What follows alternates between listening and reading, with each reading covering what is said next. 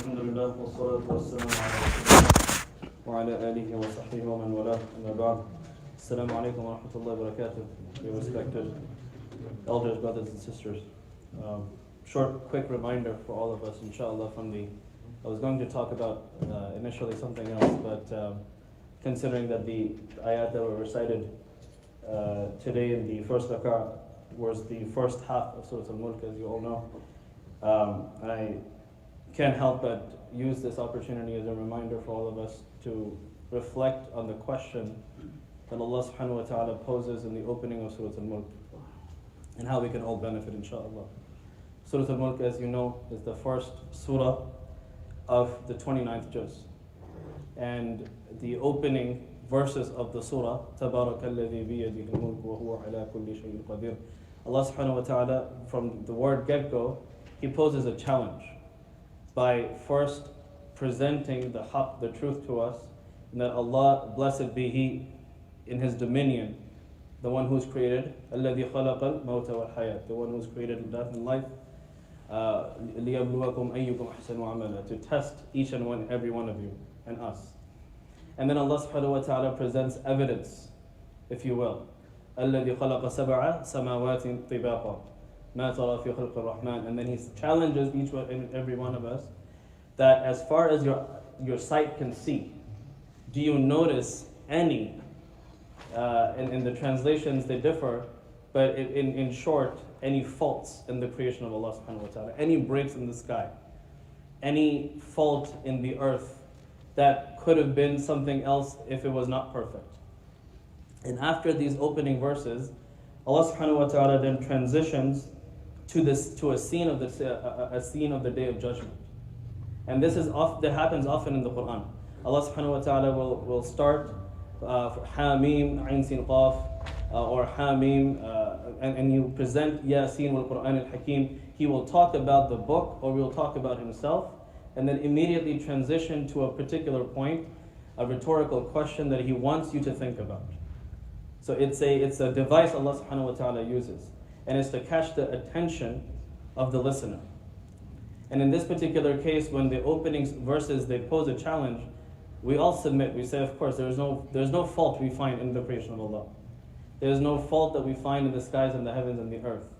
And then Allah subhanahu wa ta'ala, all of a sudden, He switches our attention to a scene of the Day of Judgment in which He says, وَلِلَّذِينَ كَفَرُوا بِرَبِّهِمْ عَذَابُ جَهَنَّمَ وَبِئْسَ الْمَصِيرُ إِذَا أُلْقُوا فِيهَا سَمِعُوا لَهَا شَهِيقًا وَهِيَ تَفُورُ تَكَادُ تَمَيَّزُ مِنَ الْغَيْظِ كُلَّمَا أُلْقِيَ فِيهَا فَوْجٌ سَأَلَهُمْ خَزَنَتُهَا أَلَمْ يَأْتِكُمْ نَذِيرٌ. He's talking about the angels of the hellfire who are bringing throngs upon throngs of disbelievers. Again, the prelude to this is Allah is the blessed, His dominion is the blessed, He is the one who created death and life. In His creation, do you find any fault? That's the evidence for the argument. And then He poses a question, if you believe in that, then watch what happens to those who deny. And the denial leads to what? The denial leads to a group of people, after a group of people coming to the doors of hellfire, and they're asked a question. They're asked a question by the angels who guard hellfire, who say to them, أَلَمْ يَأْتِكُمْ نَذِيرٌ. Did there not come to you a warner? Subhanallah. And the reply of the people, of those who are entering and being thrown into hellfire, is not, oh yeah, but I forgot, or I didn't have the opportunity to listen. These people say, قَالُوا بَلَى. They actually wholeheartedly agree. And I reflect on this together, and we'll wrap up inshallah, is regret, my dear brothers and sisters, is a very, very powerful emotion Allah has built into our hearts. And Allah reminds us of the upcoming scenes that may happen to each and every one of us. Just because we're sitting in the masjid does not guarantee that we won't be one of these people that will testify against ourselves. Yes, a warner came. Yes, I heard of the Rasulullah. Yes, I knew of his sunnah. Yes, there was a masjid close to me. Yes, I was part of a Muslim community. Yet, I chose to disbelieve or deny the sunnah of the Prophet ﷺ, or somehow disobey Allah subhanahu wa ta'ala. The denial occurs in many different ways. But the important point here is that never at any point in our lives are we guaranteed to not be amongst these people who testify against themselves. So they say, قَالُوا بَلَا قَدْ جَاءَنَا نَذِيرٌ. Yes, a warner came to us. فَكَذَّبْنَا وَقُلْنَا مَا نَزَّلَ اللَّهُ مِنْ شَيْءٍ. We denied him, we called him a liar, and we said he was never revealed anything to begin with. This is the state of the people who heard a messenger came to them. This is not the Joe Smith living down the street from you who's never heard of Islam. These are people who are guided, who are sent a prophet, who are sent the message, yet they turn away.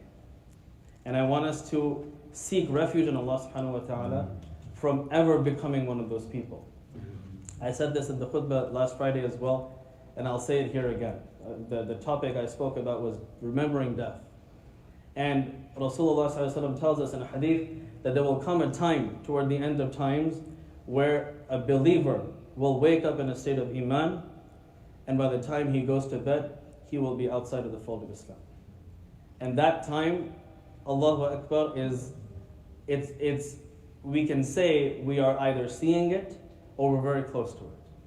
Because there's so much fitna around us that constantly we're fighting the battle just to stay within Islam. It's not about the highest level of ihsan or iman anymore, what the Sahaba used to do, right?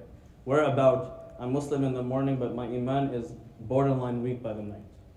And so may Allah subhanahu wa ta'ala allow us to reflect on these ayat, allow us to really internalize the regret now so we don't have to regret on the day of judgment. May Allah subhanahu wa ta'ala allow us to be amongst those who, as the surah goes on, وَقَالُوا لَوْ كُنَّا نَسْمَعُ أَوْ نَعْقِلُ. We wish we had heard and we had thought. Aql and نَسْمَعُ وَنَعْقِلُ is to hear and to think.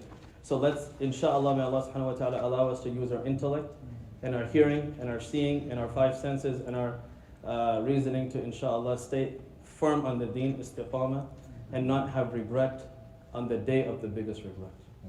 وآخر دعوانا أن الحمد لله رب العالمين. جزاكم الله خير. We try to download everything on our WhatsApp group. So just inshallah, before you leave, take a picture inshallah. So you'll be added to Mikini group inshallah. You will receive all inshallah the lectures inshallah that are given in the masjid inshallah.